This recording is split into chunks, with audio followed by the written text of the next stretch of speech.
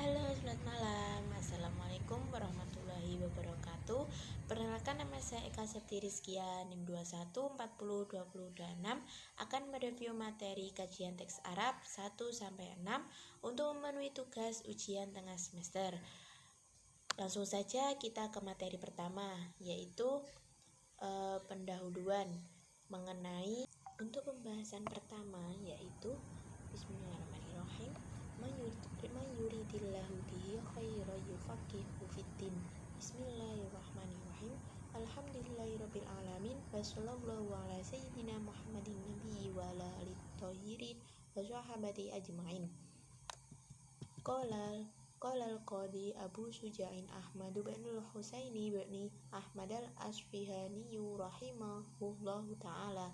Sa'alani ba'dul asdiqai hafidhahumullahu ta'ala an a'mala mukhtasaran fil fiqhi ala madhabil imami syafi'i rahmatullahi ta'ala alaihi wa ridwanuhu fi ghayatil ikhtisari wa nihayatil ijazi liyaqruba alal mita'allimi darsuhu wa yashula alal mibtadi hifzuhu wa an uktsira fihi minat taqsimat wa hasril khisali fa ajabtuhu ila dzalika talibal li thawabi raghiban ila Allah ta'ala fi taufiqi lissawabi innahu ala ma yasha'u qadiru wa bi ibadihi latifun khabir. Kitabut Thaharah. Al-miyatul lati yajuzu biha tathiru sab'u miyah ma'is sama'i wa ma'ul bahri wa ma'un nahri wa ma'ul bi'ri wa ma'ul aini wa ma'ul salji wa ma'il bardi. Tsummal miyahu ala arba'ati iqsami. Tahirun mutatahharun ghairu mumakkiruhin wa huwal ma'ul mutalaqu wa tahirun mutahhirun makruhun wa huwal ma'ul mishammasu wa tahirun ghairu mutahhirin wa huwal ma'ul musta'malu wal mutaghayyiru bima khalatahu minat tahirati wa ma'in najisun wa huwal ladzi halat fihi najasatun wa huwa tunal kullataini au kana kullataini fataghayyara wa kullatani khamsu mi'ati ritlin ba'dadiyin takriban fil asah. Fasun wa juludul maitati tatahuru bittibai illa jildal kalbi wal khinziri wa ma tawallada minhuma aw min ahadihima wa admul maitati wa sya'ruha najazun ilal adami.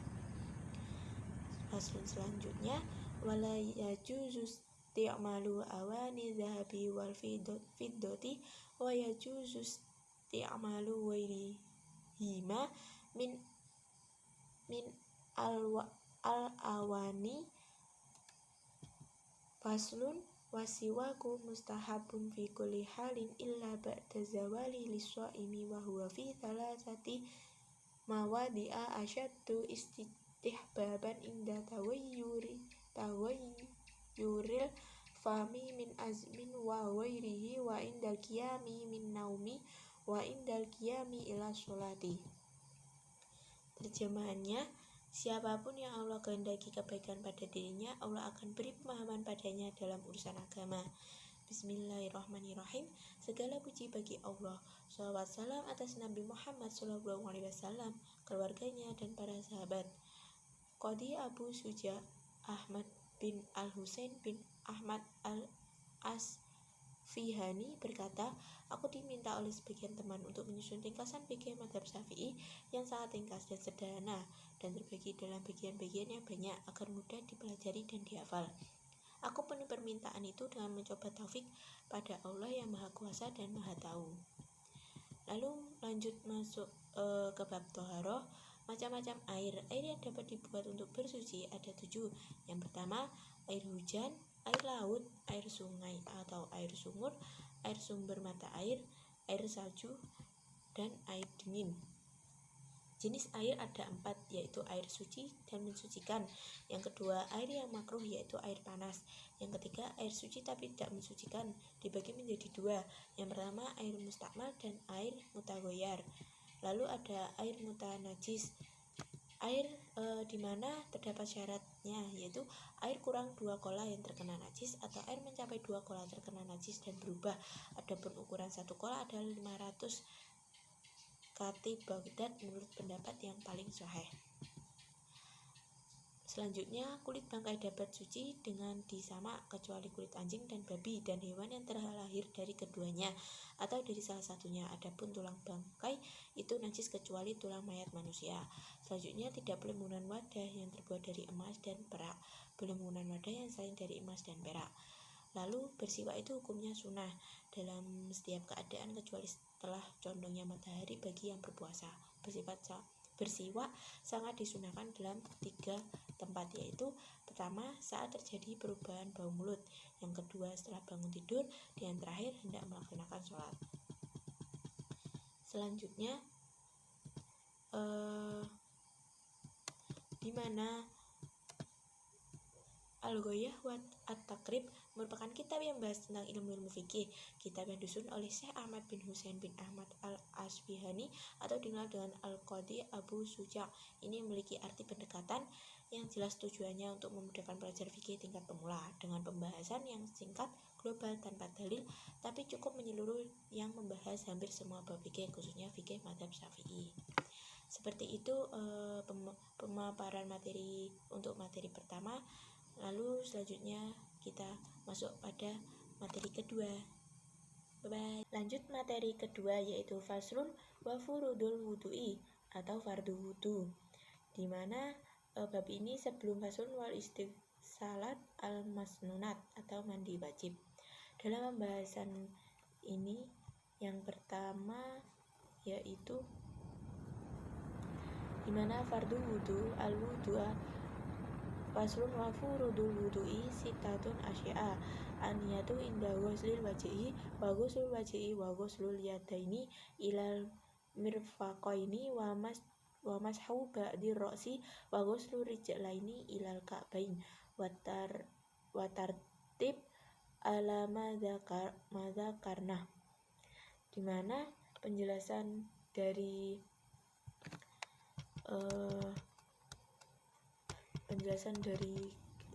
ayat Arab tersebut, yaitu dimana berniat ketika membasuh wajah. Posisi niat adanya di dalam hati, namun harus dijelaskan dengan diiringi rukun yang pertama dari wudu itu sendiri. Sunahnya niat itu dilakukan seperti ucapan. Lalu membasuh muka. Membasuh ialah mengalirkan air ke permukaan kulit dan meratakannya. Batasan wajah yang dibasuh meliputi panjang atau tulan atau antara tempat tumbuhnya rambut kepala dan ujung lahyaini atau tulang tumbuh gigi bawah mulai dari dagu hingga telinga. Lalu lebar atau ardan di antara kedua telinga. Setelah itu membasuh sampai ke siku kedua tangan, lalu mengusap sebagian kepala, membasuh kedua kaki sampai mata kaki, dan yang terakhir tertib atau berurutan. Dalam pembahasan kali ini terdapat sunnah wudu. Bismillahirrahmanirrahim. Faslun wasunanuhu asyaratu asya'a atas niyatu wa ghuslul kafaini qabli idkhilihimal ina'a wal madatu wal istinsyaku wa mashu jami'ir ra'si wa mashul udhunaini zahirihima wa batinihima bima'in jadidin wa takhlilul lihyati kathati wa takhlilu aswabi'il yadaini warijlaini wa taqdimul yumna alal yusra wa taharatu salasan wal mawalah, dimana penjelasan tersebut yaitu pertama mengucap basmalah, yang kedua mencuci kedua tangan sebelum memasukkan tangan tersebut ke dalam wadah, lalu memasukkan air ke mulut atau madmadah, lalu memasukkan air ke dalam hidung. Setelah itu mengucap seluruh kepala, mengusap kedua telinga luar maupun bagian dalamnya dengan air yang baru, menyela-nyela jenggot yang tebal serta menyela-nyela jari tangan dan kaki, mendahulukan yang kanan dari yang kiri, bersuci masing-masing 3 kali, dan yang terakhir mualah tanpa jeda. Selanjutnya tentang pembahasan mengenai istinja.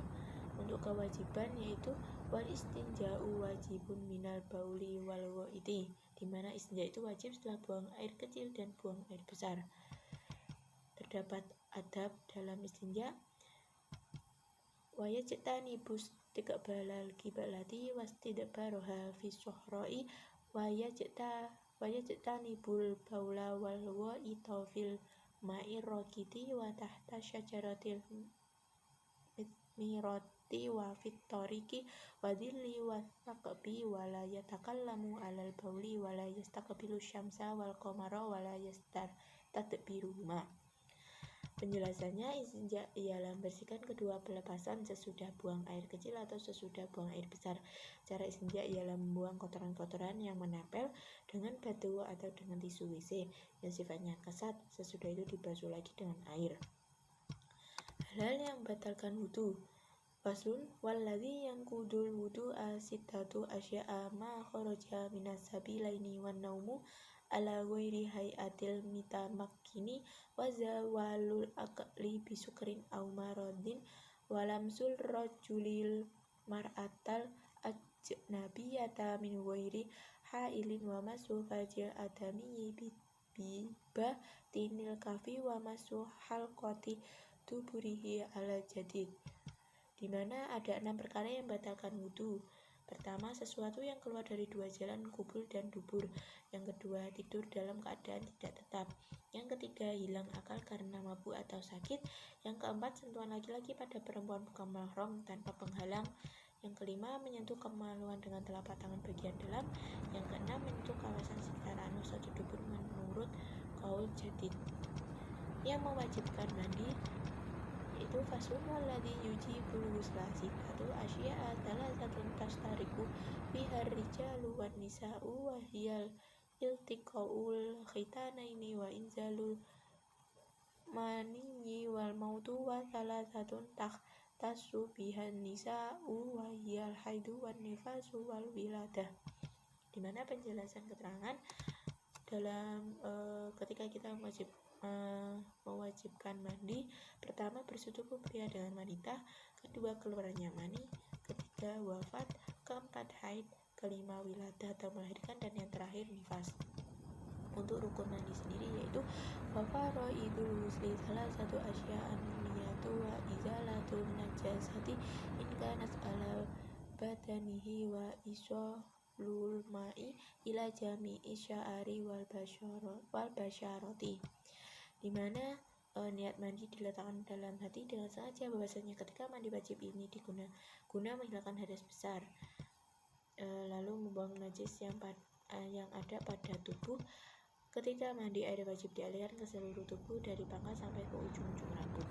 Untuk sunnah ketika mandi yaitu wa sunanuhu khamsatu asya tasmiyatu wal wudu'u qablatu wa imrarul yadi alal jasadi wal mawalatu wa taqdimul yumna alal yusra, di mana yang disunahkan dikerjakan dalam mandi adalah pertama, membaca basmalah sebelumnya. Kedua, berwudu sebelumnya.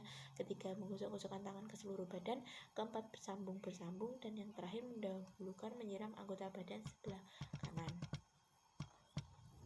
Seperti itu materi pembahasan dari materi kedua. Selanjutnya akan masuk pada materi ketiga.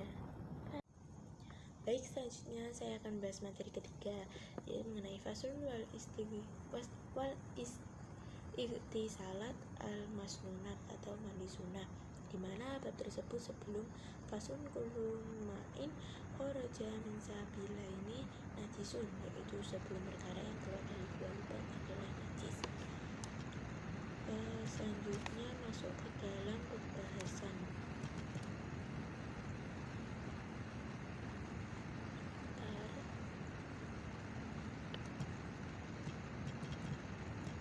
Untuk mandi sunnah yaitu bismillahirrahmanirrahim. Fasun wal ightisalatu masnunatu sab'ata asyara waslah wisful jumu'ati wal idaini wal istisqai wal khusufi wal ghuslu min ghusli mayyiti wal kafiri idza aslama wal majnuni wal mughma alaihi idza afaqa wal ghuslu indal ikhrami walidukhuli makati wali wukufi bi arafati walil mayit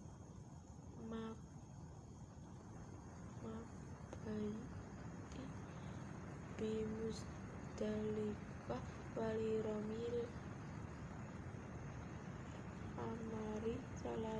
himari salasi wali tawafi wali sa'i wali dukhuli madinati Rasulullah SAW.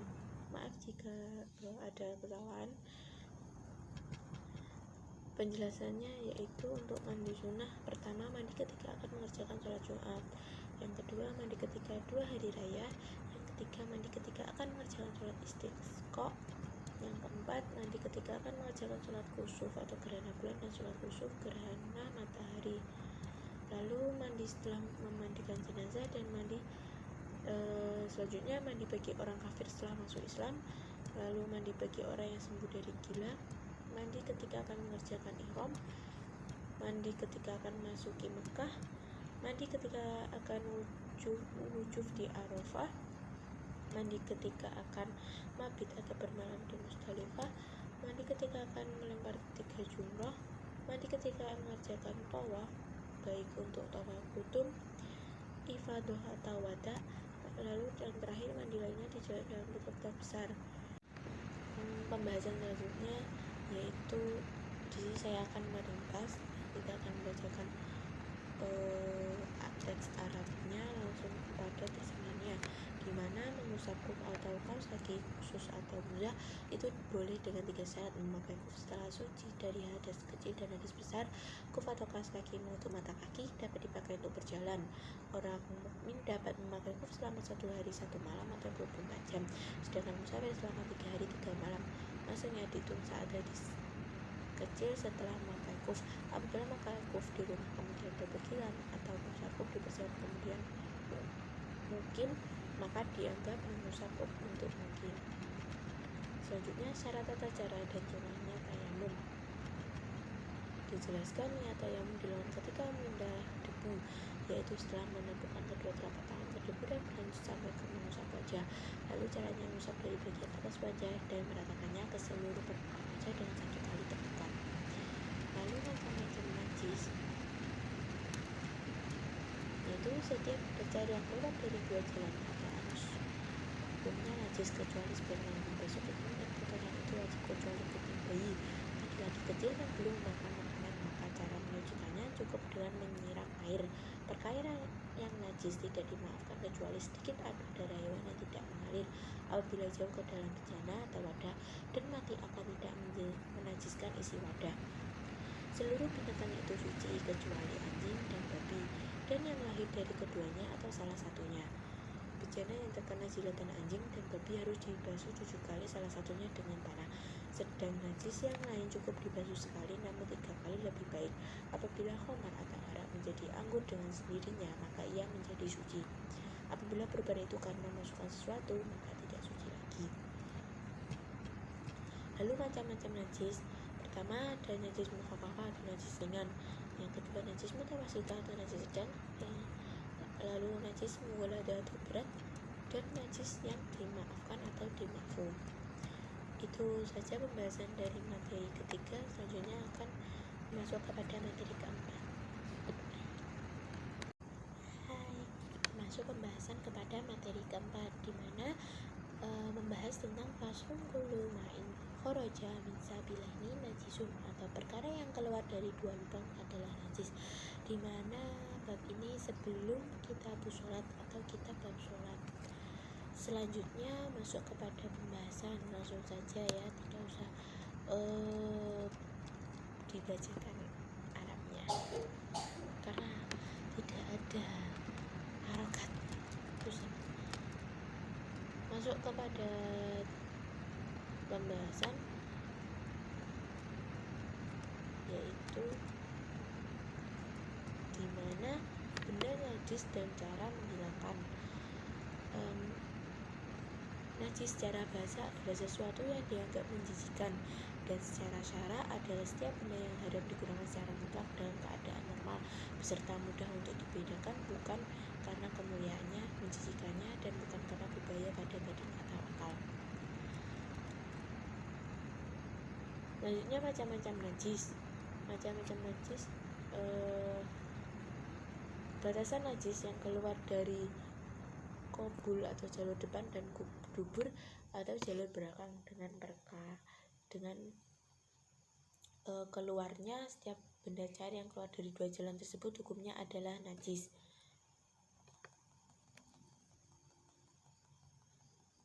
Hal ini mencakup benda yang biasa keluar seperti kencing dan BAB, dan benda yang jarang keluar seperti darah dan nanah, kecuali sperma dari anak Adam atau binatang selain anjing, babi, dan peranakan keduanya atau salah satunya hasil perkawinan dengan binatang yang suci. Cara mensucikan najis: yang pertama, membasuh semua jenis kotoran walaupun keduanya dari binatang yang halal dimakan dagingnya, hukumnya adalah wajib. Cara membasuh najis jika terlihat oleh mata, dan ini disebut najis ainiyah, dengan melingkan benda dan menghilangkan sifat-sifatnya, baik rasa, warna, ataupun baunya. Jika rasanya najis masih ada, maka berbahaya, atau yang masih tersisa adalah warna atau bau yang sulit dihilangkan, maka tidak masalah. Jika najisnya tidak terlihat oleh mata, itu disebut najis hukmiyah, maka cukup dengan mengalirkan air pada tempat yang terkena najis, walaupun hanya satu kali aliran.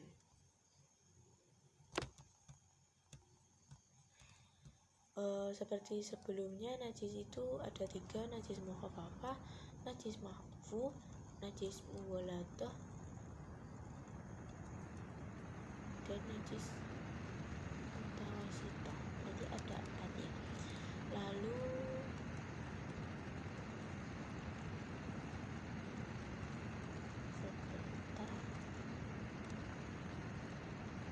sudah selesai. Seperti itu pembahasan dari materi keempat. Selanjutnya akan masuk kepada materi kelima. Cukup singkat ya, maaf sebelumnya. Oke, bye bye. Materi kelima. Halo, masuk materi kelima, yaitu tentang kitab sholat atau kitab bab sholat, di mana bab tersebut sebelum fasun wa arkanus sholat, rukun sholat, yaitu pembahasannya. Sholat fardu atau wajib itu ada 5. Sholat duhur, awal waktunya adalah condongnya matahari, sedang akhir waktu duhur adalah apabila bayangan benda sama dengan ukuran bendanya. Untuk sholat asar, awal waktunya adalah apabila bayangan sama dengan benda lebih sedikit. Akhir waktu asar dalam waktu ikhtiar adalah apabila bayangan benda 2 kali panjang benda. Akhir waktu jawas adalah sampai terbenamnya matahari. Untuk sholat maghrib, awal waktunya adalah terbenamnya matahari, atau sedang akhir waktunya adalah setelah selesainya adzan, berwudu, menutup aurat, mendirikan sholat, dan sholat 5 rakaat. Di mana 5 rakaat itu pertama ada